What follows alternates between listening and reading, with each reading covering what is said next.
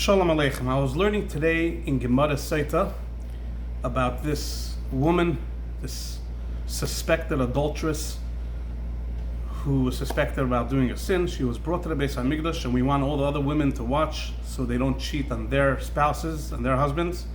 And the Gemara says that they tore her clothing, they tore her top, so it exposed her bosom, exposed the top part of her body. And Rabbi Yehuda comes and he says that if she was good looking, she was attractive, so then you don't expose it. Why? Rabbi Yehuda says the reason is because there are Pirchei Kahuna, there are young Kayanim over there, and they're gonna see her, and what's gonna happen? Here's where it gets interesting. As a Chassid who's into Chassidus, as Yidden today are into Musar and Chassidus, you would think, and it's terrible. You're having machshava zadas, you're having bad thoughts, lewd thoughts.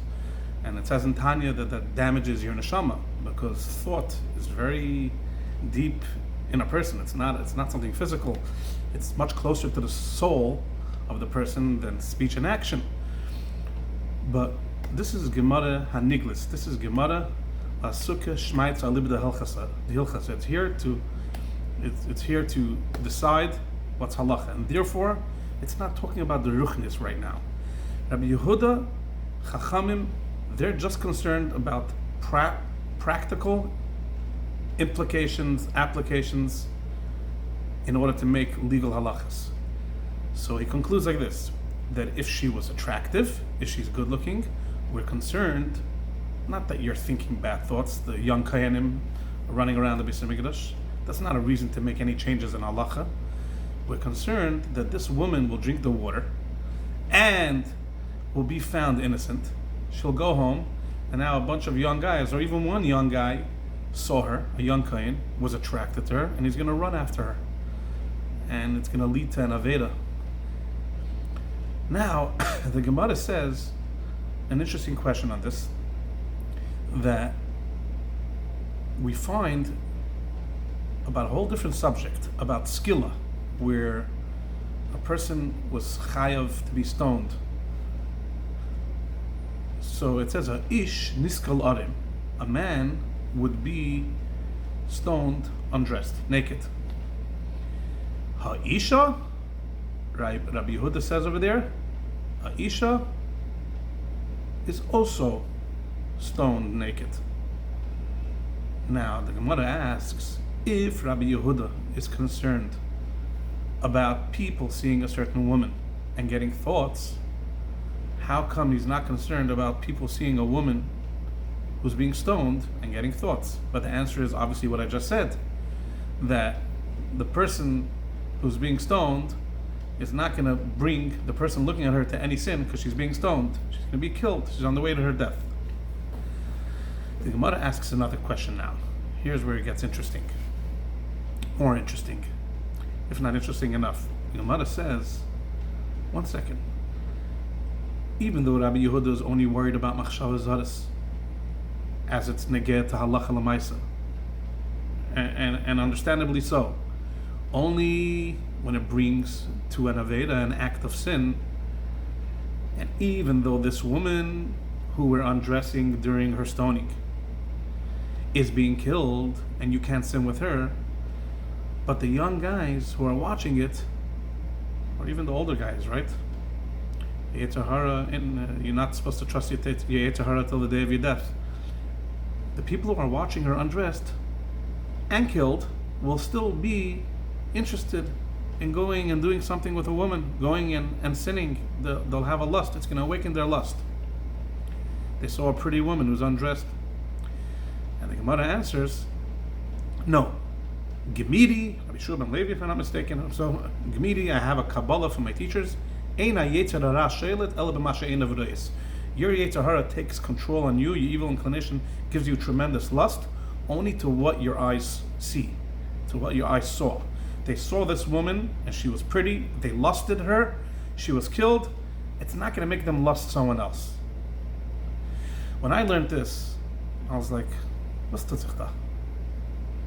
Could you compare a younger man that's sitting ala Torah vala avoda, looking in the kleine schwarze oisius, the little letters, the heilige letters of Torah, day and night, to a person looking at Instagram, to a person looking at the streets at immodestly dressed people? Could you compare the level of lust between the two? What kind of mice is this in the Gemara here? A person sees a beautiful woman undressed, she's killed. No, it's not going to make him want to be with a woman. Say name. He saw it, he closed it, the compartment was closed, he's moving on. Sheker v'chazav. The Gemara is Teidas Emes. How could the Gemara tell you openly that when these people watched an undressed woman, niskelas aruma, it's not going to make their Yetzer Hara lust another woman? A person who looks at these stuff, he's into lusting those stuff. It gives him a tremendous lust to go and be with and do these type of actions with the people that he's looking at. And I looked into the Mefarshim, I looked at the art scroll, and then I thought about it. And I realized like this. When you look at a person who is not dressed sneezdik, and it's attractive to you, of course it's going to awaken your Yetzer Hara. The Gemara is not denying it.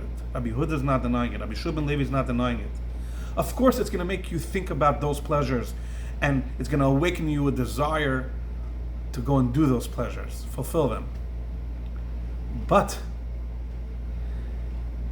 seeing body number one is never going to make you have that same lust fulfilled with body number two. So when you see somebody in an unsneezika situation and you want it strongly, you will only be able to fulfill that lust with the person you saw when that lust was created. It's not like I was looking at a beautiful person that I wasn't supposed to, but I'm going to go home to my wife and I'm going to fulfill that pleasure. You'll never be able to fulfill it unless you're with that person. What an amazing is the wrong word, an important lesson for the summer. People are dressed and they're undressed. I don't know about other places around where we live in the United States. I'm sure other places are even worse, right? I don't know. But whatever it is around here, for sure, I once heard from a chaver that that's why the whole country thing was created by Gdolim, in order to take away people from New York City. So, a very important lesson. If you look at somebody on the street in the summer who's not dressed properly, and you lust that person, or you look at a picture on Instagram, of Instagram, let's say it's your business or it's your outreach, you're doing it l'shem shamayim, but if you went and stopped for a moment, not l'shem shamayim, and you looked at something that you're not supposed to look at halachically and morally and ethically, you're going to make yourself hungry forever, and it's a person you might never see again, or it's a person down the block that's prohibited to you. You pasha teasing yourself. How brilliant is the Gemara over here? Your Yetzer Hara only takes control on you with what you saw. Another person, you're not going to be able to focus that pleasure and say, I'm going to fulfill it with that other person, because it doesn't apply to the other person. It makes you generally think about bad things, but quenching wise, thirst wise, and lust wise, the actual same lust, and therefore its fulfillment, therefore its satisfaction, will never take place with another person. With your wife, she can be the most beautiful person, unless it's with the person you look at. With tarnished cooking, the fireman of tarnished cooking.